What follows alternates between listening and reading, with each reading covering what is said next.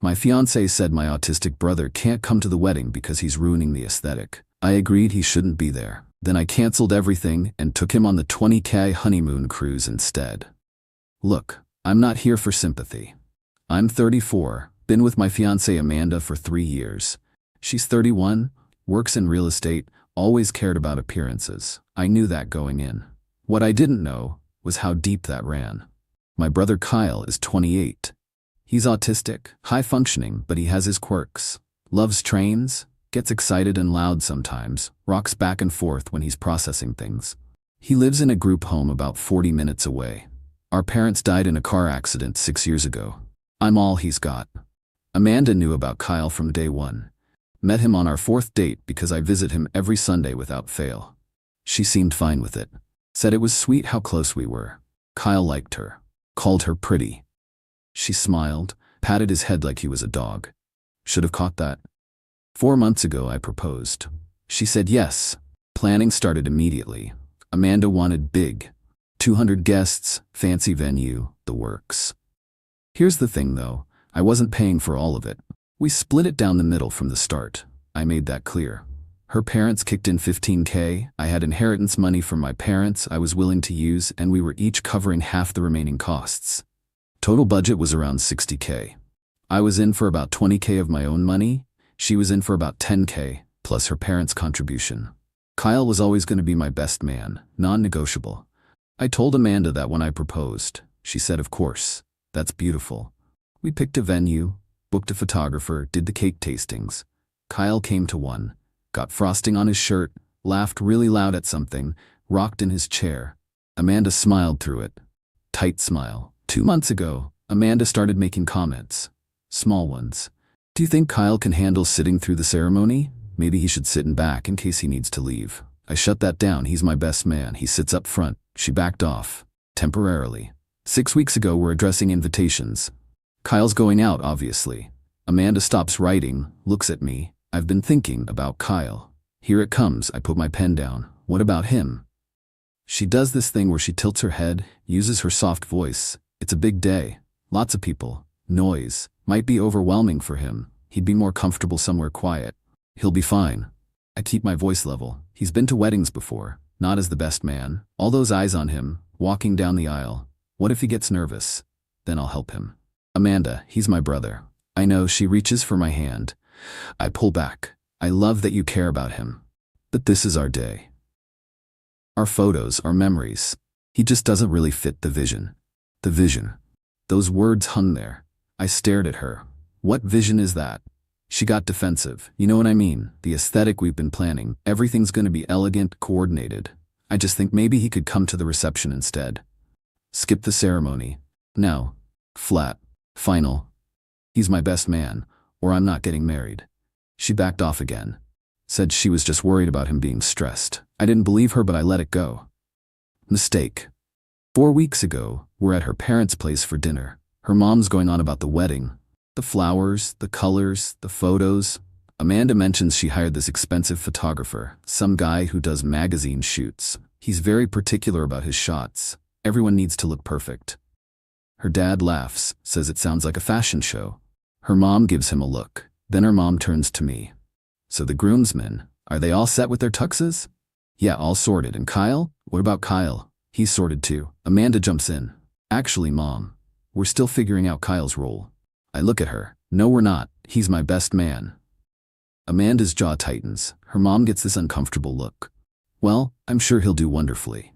It's just, Denise's son has autism and they had him sit with family during her daughter's ceremony. Worked out better for everyone. Better for who exactly? Silence. Her dad clears his throat.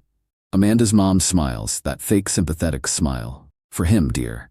Less pressure. I'm not doing this. I stand up. Kyle's my best man. He'll be standing next to me. That's final. Amanda follows me out. We argued in the car. She cried. Said I was being unreasonable. Said she just wanted our day to be perfect. I told her it would be perfect with my brother there. She went quiet. Danger quiet. 3 weeks ago, things got worse. We're meeting with the photographer, going over the shot list. He's showing us samples, talking about groupings and lighting. He gets to the wedding party photos. So we'll do the classic lineup. Bride and groom center, wedding party flanking, Everyone matching heights as much as possible for symmetry. Then candids, some creative shots. These are the photos you'll have forever, so we want them flawless. Amanda nods along, she glances at me, then asks him, what if one of the groomsmen has special needs? Photographer doesn't miss a beat. As long as they can follow directions, stand still, smile on cue, it's fine. But if there might be disruptions, maybe keep them in fewer shots. Do some with, some without. Best of both worlds. I lost it. Right there. We're done here. Amanda tries to grab my arm. I pull away, walk out. She follows, heels clicking on the parking lot. You're being ridiculous, am I? You just asked him how to exclude my brother from photos. I was asking a question, 'cause you're embarrassed of him. I'm not. You are. You've been trying to push him out since we got engaged. She cried again. Real tears this time, I think. Said I was twisting everything. Said she loved Kyle, said she just wanted one day where everything was beautiful and perfect and she didn't have to worry. Worry about what, Amanda? About him having an episode or something. Making a scene, ruining the ceremony. There it is. He's not going to ruin anything. You don't know that. Yeah, I do. Because he's my brother, and I know him. We didn't talk for 3 days. I stayed at my place. We'd been splitting time between apartments, planning to move in together after the wedding. Those 3 days I thought hard. About her comments, her mom's comments, the photographer thing, the pattern. She called on day 4, apologized. Said she was stressed, didn't mean it, begged me to come over, I went. She made dinner, we talked. She promised she was good with Kyle being best man. Said she'd been out of line. I wanted to believe her. Part of me did. 2 weeks ago, breaking point. We're doing a final walkthrough at the venue. Amanda, her mom, her sister Jess, me, wedding coordinators showing us the layout, ceremony space, reception hall where everyone sits. We get to the front row setup. Coordinator points, immediate family here, parents, siblings. Amanda interrupts. Actually, my fiancé's brother won't be sitting. He's in the wedding party. Coordinator makes a note. Oh, perfect, best man. Yes. Coordinator smiles at me. That's lovely. We move on. Looking at the reception layout. Head table for wedding party. Amanda's studying the diagram. She turns to the coordinator. Is there any way to do a smaller head table? Just bride, groom, maid of honor, one groomsman? Coordinator looks confused. That's unusual. Most people want the full wedding party up there. I know, but space is tight and maybe it would look cleaner. Cleaner. I step closer. Amanda, what are you doing? She doesn't look at me, just exploring options. By excluding my brother, again, her mom cuts in. Oh, Amanda, don't fuss. I'm sure it's fine either way. Her sister Jess is quiet, looking at her phone. Coordinator senses tension. You know, we can configure the head table however you like. Or do a sweetheart table just for the couple. Amanda lights up. That could work. Then Kyle can sit with other family. Be more comfortable. I walk out. Just turn and leave. Amanda catches up in the parking lot. Stop running away every time. I'm not running. I'm removing myself before I say something I'll regret. Like what? Like that you're a shallow person who cares more about pictures than people. She slapped me. Not hard. Shock more than pain. We both froze. She started apologizing immediately. I got in my car. Left. That night, I drove to see Kyle. Got there around 8. He was in the common room, watching a train documentary. Saw me, face lit up. You weren't supposed to come until Sunday. I know, buddy. Just wanted to see you. We sat and watched trains. He told me facts about locomotives. Asked about the wedding. Was excited about his tux, about standing with me. You're going to be the best man ever. I know. I've been practicing standing still. He demonstrated standing rigid, arms at his sides, huge grin on his face. My chest hurt. Amanda doesn't want you at the wedding. His face fell. Why not? Says you don't fit the aesthetic. What's that mean? Means she cares more about how things look than about people who matter. Kyle processed that. Rocked a bit. Then, you don't have to marry her. I laughed. Bitter laugh. You're right, I don't. He looked at me, dead serious. Mom and Dad wouldn't like her. No, they really wouldn't. I stayed another hour, drove home, thought about everything. 3 years with Amanda, the good times, and there were good times. But this, Kyle, my brother, the person I loved most in the world. She wanted him hidden, minimized, erased from the aesthetic. Made my decision that night. Next morning I called the venue, canceled. They tried to argue about deposits. I said keep them. Called the photographer, canceled. Deposit gone. Called the caterer, canceled. More money gone. called the band, cancelled. Florist, cancelled. Cake, cancelled.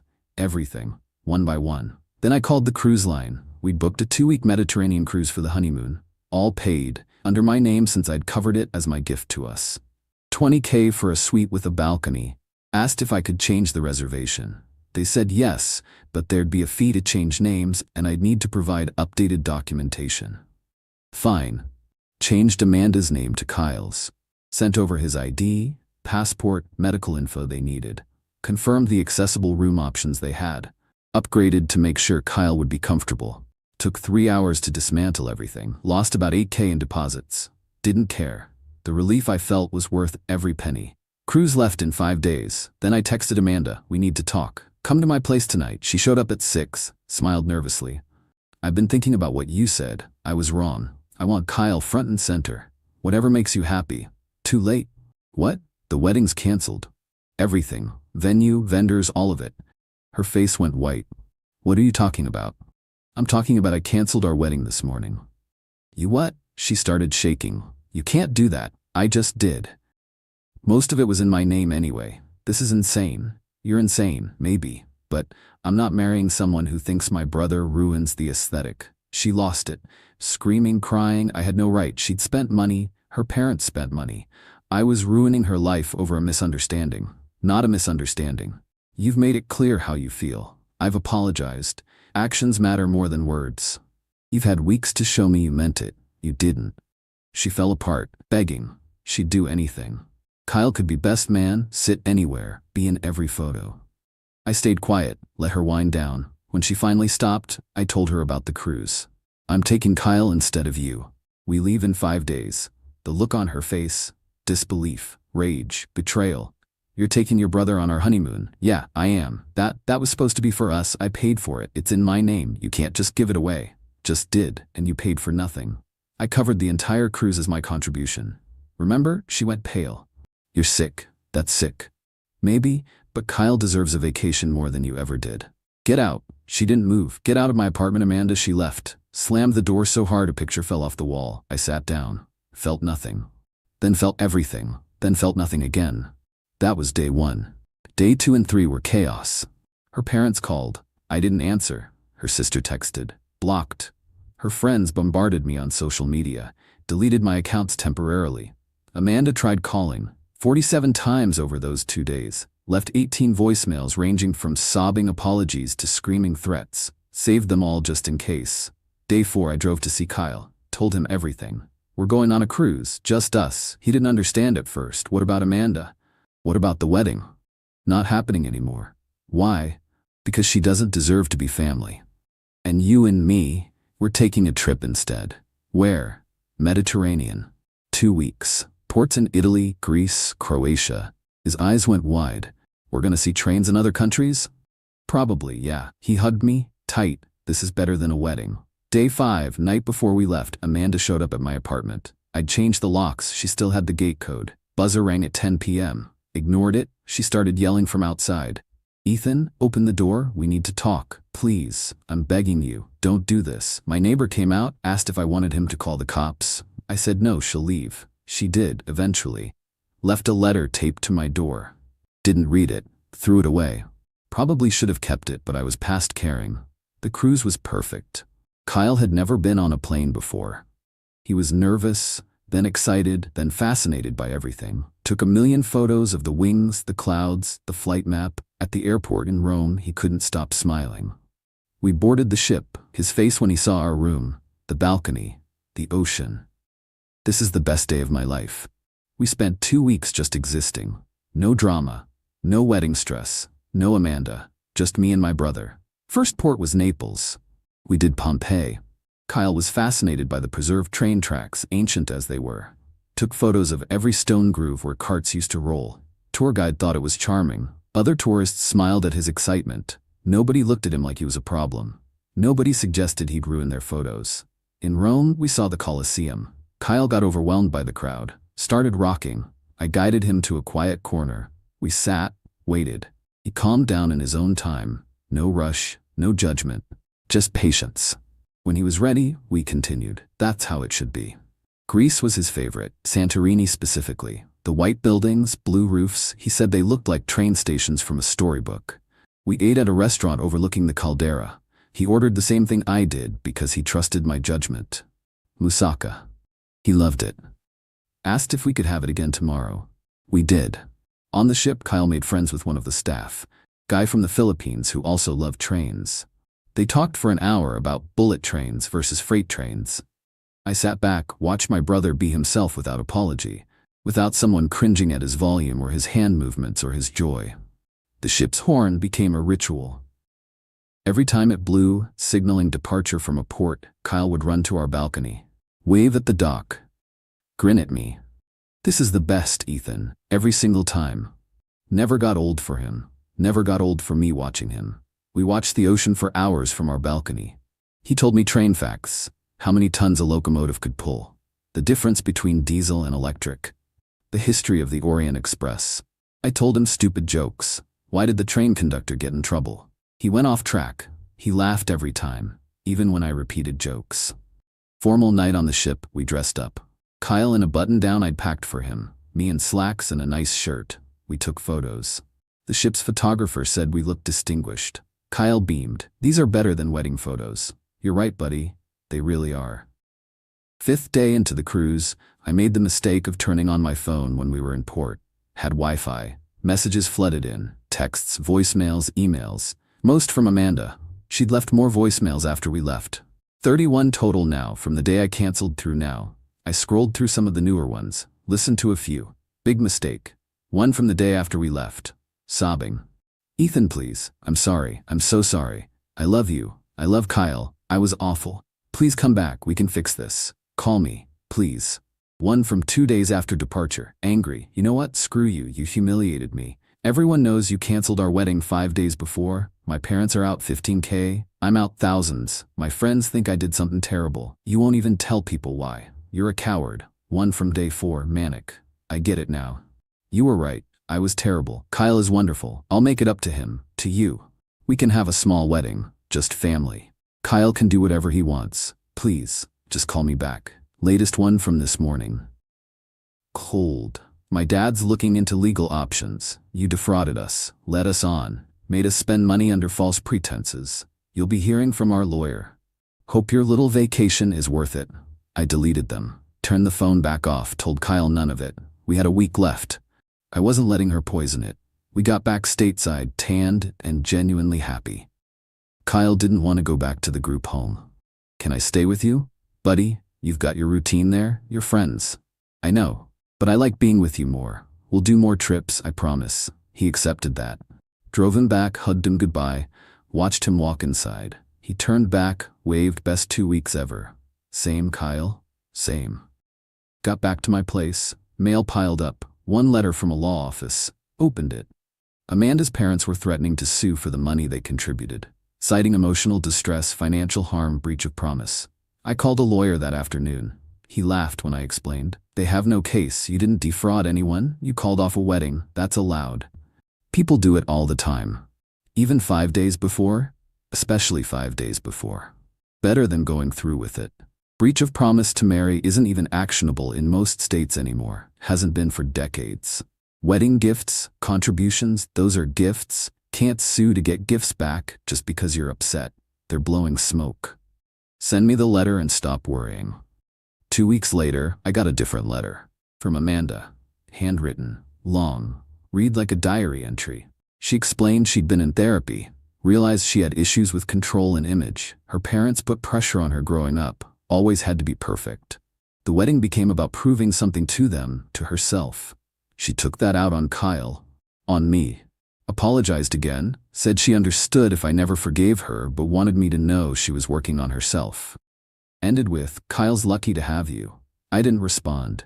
What would I even say? I don't hate her. Don't really feel anything toward her anymore. She revealed who she was. I believed her. Made my choice. That's it. Month after that, ran into her sister Jess at a coffee shop. Awkward. She approached me. Look, I know it's weird. Just wanted to say I get why you did it. What you did. Amanda was out of line. I saw it. Should have said something. Why didn't you? Family. Easier to stay quiet. Yeah, well, silence is agreement. She nodded. For what it's worth, she's a mess. Lost a lot of friends over it. People heard what she said about Kyle. Didn't sit well. Good. Jess hesitated. You really took him on the honeymoon? I did. That's either the pettiest or most beautiful thing I've ever heard. Can be both. She left. I got my coffee, went to work. Life moved on. The fallout was interesting. Some friends took Amanda's side initially, said I overreacted, canceled too close to the date, embarrassed her publicly. Those people got the full story eventually. Most changed their tune. A few didn't. Said even if she was wrong, I was cruel. Those friendships ended. No big loss. If they thought protecting my brother was cruel, we had nothing in common anyway. Others reached out immediately, said they respected what I did. Guys from my gym, colleagues who'd met Kyle at company events. My old college roommate called, said he wished he'd had someone like me when his sister was getting bullied. That meant something. Word spread about why the wedding got canceled. Small town, smaller circles. Amanda's comment about Kyle ruining the aesthetic made the rounds. Her reputation took a hit. Real estate's a relationship business. People buy from people they like. Turns out, people don't like someone who'd exclude a disabled person from a wedding for image reasons. Her sales dropped. Heard that from a mutual acquaintance months later. Didn't feel good about it. Didn't feel bad either. Actions have consequences. Started seeing someone new a few months later. Met her at a bookstore. She was buying a book about autism for her nephew. We talked. I mentioned Kyle. She asked questions, real questions, not the polite kind people ask before changing the subject. Genuine interest. Told her about Kyle on the second date. She asked to meet him. Brought him cookies. He loved her immediately. Good sign. It's been almost a year now. Wedding would have been next month. Instead, Kyle and I are planning another trip. Japan this time. He wants to ride the bullet trains. I want to watch him experience it. Amanda sent me one more message couple months ago. Just said, I hope you're happy. I am. Never regretted it. Not the canceled wedding. Not the lost deposits. Not the burned bridges with her family. Kyle comes first. Always has. Always will. Anyone who can't understand that isn't someone I need in my life. Simple as that. Looking back, I should have seen the signs earlier. The head pat on date 4, the tight smiles, the small comments, rose-colored glasses and all that. But the second she said he'd ruin the aesthetic, it was over. You don't get to come back from that. Not with me. Some things you can't unsay.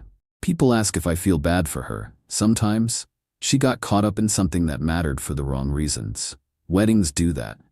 They become about the event instead of the marriage, the photos instead of the people, the image instead of the reality. She lost herself in that. But that doesn't excuse trying to exclude my brother from the biggest day of my life. Doesn't excuse weeks of subtle digs and manipulations. She made choices. I made mine. Here's what I learned. You can't compromise on your core people, the ones who matter most. You start making exceptions for how they're treated. You lose yourself. Kyle is my core. Has been since the day he was born. I was 6 years old, holding him in the hospital. Mom let me sit in the chair, showed me how to support his head. You're a big brother now. That means something. It meant everything. When he got diagnosed at 3, some family members suggested institutions. Said he'd be too much work. Mom and Dad shut that down hard. He's our son. He stays with us. They taught me that. Family doesn't get hidden away because they're inconvenient or different. You adjust. You accommodate. You love them louder. After they died, I promised them I'd take care of him. Promised at their funeral, standing between their graves. Kyle was there. Didn't fully understand they were gone. Kept asking when they'd wake up. I told him they wouldn't. But I was still here. Always would be. I meant that. Amanda wanted me to break that promise. Didn't matter that she didn't phrase it that way. Didn't matter that she claimed it was about his comfort or stress levels. She wanted him minimized. Hidden, less visible in her perfect day. That's a broken promise. Can't build a marriage on broken promises. Best decision I ever made was buying Kyle that ticket. Seeing his face light up in every port, hearing him laugh on the balcony, watching him try to speak Italian to a waiter. Those memories are worth more than any wedding could have been. That's the aesthetic I care about. The look on my brother's face when he's happy. Everything else is just noise. Amanda's moved to a different city from what I heard. Fresh start. Hope she finds what she's looking for. Just glad it's not with me. Kyle asks about her sometimes. Is Amanda nice now? I don't know, buddy. Haven't talked to her. Oh, pause. I like your new girlfriend better. She likes trains. Me too, Kyle. Me too. That's it. That's the story. Cancelled a wedding. Took my brother on a cruise. No regrets. Would do it again. Kyle's meeting me for dinner tonight. We're planning Japan. He's bringing printouts of train schedules. I'm bringing patience. It's a good trade. Better than a marriage built on aesthetics and resentment. Better than compromise that costs someone their dignity. Better than settling.